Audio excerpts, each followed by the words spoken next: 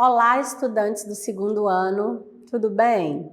Sou a professora Gisele da EJA, Educação de Jovens e Adultos. Na nossa aula de ciências, nós vamos estar falando sobre identificando materiais nos objetos. Vamos para a nossa aula? O que é material? Então, primeiro eu preciso identificar o que é um material. Então, nós temos aí, material é tudo aquilo que utilizamos para construir um objeto. Então, nós temos o tecido, que é um material, o vidro, um material, o papel, o metal, o plástico e a madeira. Então, aqui nós temos materiais, tá? E agora nós vamos ver os objetos feitos daqueles materiais. E o que são objetos? Ou o que é um objeto? É qualquer coisa concreta que vemos ou tocamos. Então, nós temos aqui uma calça jeans, é um objeto feito do tecido, um material jeans. Aqui, um pote, o objeto é o pote, mas o material é o vidro. Então, um pote feito de vidro. Temos aqui papel, é uma folha A4. O objeto é uma folha A4. E o material é o papel. A cadeira, o objeto é a cadeira. E o material é a madeira. Então, às vezes, nós dizemos assim, uma cadeira de madeira. É para especificar que aquele objeto foi feito do material da madeira. Porque tem outros objetos, né, ou até mesmo um objeto feito de vários materiais. Por exemplo, tem cadeiras feitas de plástico ou até mesmo cadeiras feitas de metal. Então, quando dizemos assim, cadeira feita de madeira ou cadeira de madeira, você está especificando que é aquele objeto feito daquele determinado material. Temos aqui também um pote de plástico e aqui uma chave de boca feita de metal. Mas quando é construído aí um objeto, o que é visto ou o que é utilizado, o que é estudado para criar aquele objeto? Ele precisa ser útil. Ninguém vai criar um objeto que não seja útil, que não tenha utilidade, que não tenha uma função. Mas para cada objeto é pensado no material que vai ser utilizado.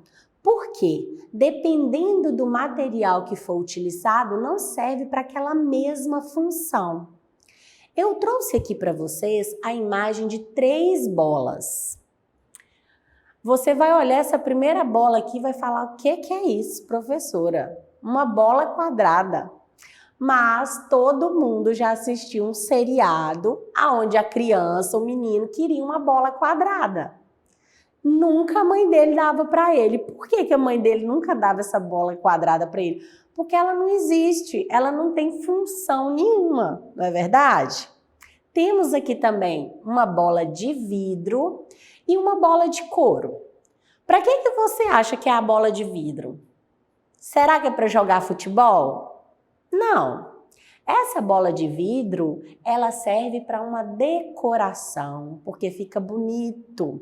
Então, ela foi feita desse material para que ele fique inerte ali, paradinho no lugar, devido ao seu peso, pelo material de vidro, mas que ele fique ali transparente com uma leve cor, que a sua beleza realce. E aqui na bola? Se eu pegar essa bola e colocar em cima de uma mesa, será que ela vai ficar paradinha ali? Ou se vir um vento, ela vai ficar balançando, rolando de um lado para o outro? Ou até mesmo, se eu pegar essa bola aqui e colocar num campo de futebol, será que vai funcionar? Não vai, não é verdade? Por quê? Essa bola de couro, ela foi pensada e feita do material couro para que exista a funcionalidade da bola. E do que é feito um objeto se você apenas ver? Será que você consegue perceber? Por exemplo, do que foi feito esse copo? De que material é feito esse copo? Será que esse copo é de vidro? Será que esse copo é de acrílico? Você consegue perceber aí somente olhando? Mesmo se os dois copos estivessem com a imagem na sua frente, você conseguiria distinguir? Não conseguimos. Por quê? Porque os materiais, eles têm aí também características que você precisa pegar. Espessura, leveza, não é verdade? Então, não conseguimos identificar um material ou do que um objeto é feito apenas de visualizar. Você precisa sentir, tá? Nós temos aí diferenças. Eu trouxe características e benefícios do acrílico e depois eu vou estar apresentando do vidro para vocês entenderem por que alguns objetos são feitos de vidro e alguns objetos já são preparados aí no acrílico. Então, o acrílico é um tipo de plástico. Ele é rígido e ele pode lascar. Então, ele não despedaça. Ele lasca, ele dá uma rachadura, sendo menos resistente a impacto. Então, ele não tem resistência a impacto. Ele quebra, ele arranha, ele transmite aroma ou gosto de um determinado alimento. Se você passa ao lado contrário da bucha ao lavar, ou se você coloca um alimento ali que tem um cheiro forte ou gosto forte, mesmo que depois você lave, fica sempre um cheirinho, né? Porque o acrílico, ele não é completamente um isolador. Ele não é polido como o vidro é. Ele é um material versátil e bonito, e esse material é tão requisitado em sua função de praticidade, durabilidade. Ele também tem aí uma limpeza mais rápida. É somente você passar um detergente neutro com uma água. Ele não garra, ele tem ali uma espessura meio escorregadia. E aonde que é utilizado em acrílico? O acrílico geralmente é utilizado em materiais para brindes, em materiais para algo que você vai fazer, que ele precisa de ter uma funcionalidade rápida, ele precisa ser barato, econômico, mas ele precisa ser bonito. Então, o acrílico é utilizado para esse tipo de objeto. Mas e o vidro? Por que não utilizamos aí o vidro para todas essas questões? Porque o vidro ele tem um processo mais complicado na indústria. Mas o vidro também tem um tanto de benefício. O vidro é transparente, né? A beleza. O vidro é duro. Ele tem a pureza e a asepsia, ele não contamina os alimentos. Tem versatilidade, impermeabilidade, então não ultrapassa líquido, úmido, nem nada no vidro. Não contamina produtos embalados e ele não exige a adição de conservantes aos alimentos e bebidas. E além disso, deixa o interior ali do pote muito mais bonito. Então é por isso que nós encontramos ainda inúmeras embalagens no supermercado feito de vidro. Pelo vidro não ser, né? Ele ter ali a versatilidade, ele não tem, ele não contamina o produto, ele é estéril, sabe? Uma asepsia diferenciada. E o produtor, a pessoa que está lá fazendo o produto, ele não precisa de ficar colocando conservante. Então fica um alimento mais natural, muito melhor também para a nossa saúde. Mas tem os malefícios. O vidro, quando ele cai, quebra, ele não apenas racha, ele despedaça ali num tanto de caquinhos, o que torna o material mais perigoso. cortante, que é o que a gente precisa aí de embalar corretamente ou juntar, né? Ficar vigiando, ver se tem um caquinho ou outro. Então, por muitas vezes, nós evitamos comprar embalagens de vidro por esse motivo. Eu trouxe aqui 2 objetos diferentes, na verdade, dois clips. É o mesmo objeto. O que eu estou querendo dizer? É o mesmo objeto feito de 2 materiais diferentes.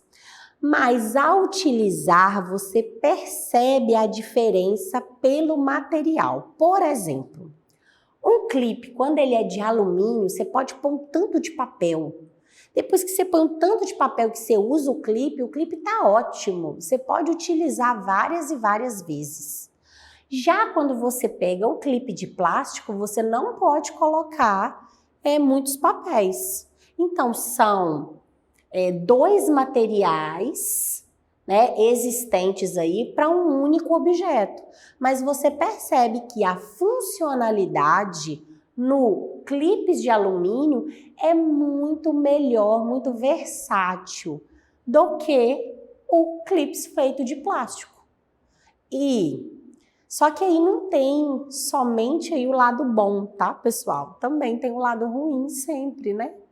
Então aqui nós temos o alumínio, ele é mais resistente, você usa mais o clipe de alumínio, só que ele não é reciclável. Acredita? Ele não é reciclável. Já o clipe de plástico, ele é menos resistente, mas ele é reciclável. Então, pensando aí na natureza, não só aí na resistência e no uso, né? É melhor usar o clipe de plástico, tá?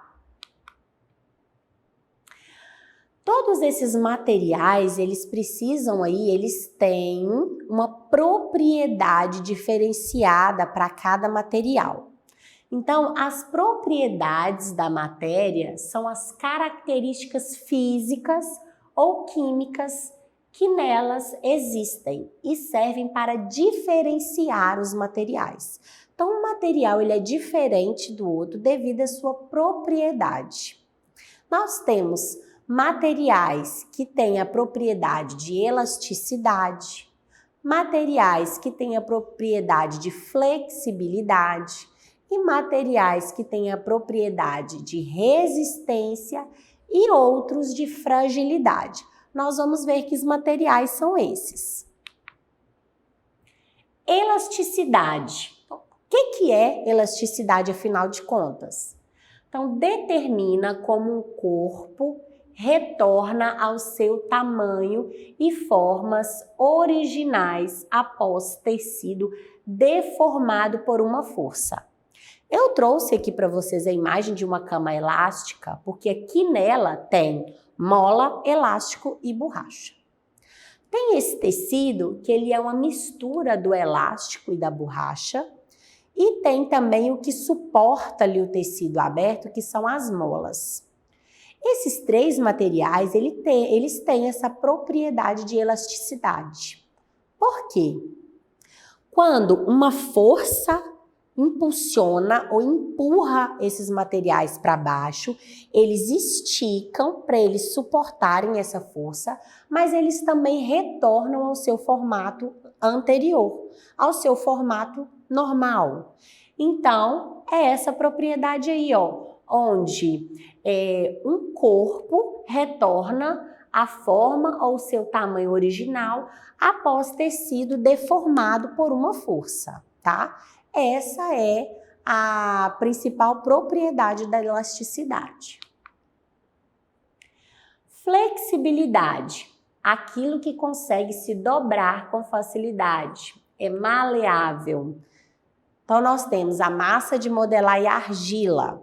Aqui eu trouxe imagem de 2 objetos para vocês, mas esses objetos já passaram pela parte de modelar, que é quando o barro, né, a argila, ela está molhada ali, aonde o oleiro, né, ou o escultor, o artista, transforma ali esse material e depois disso ele é levado no fogo para que ele seja aquecido e ele fique durinho assim na construção desses objetos.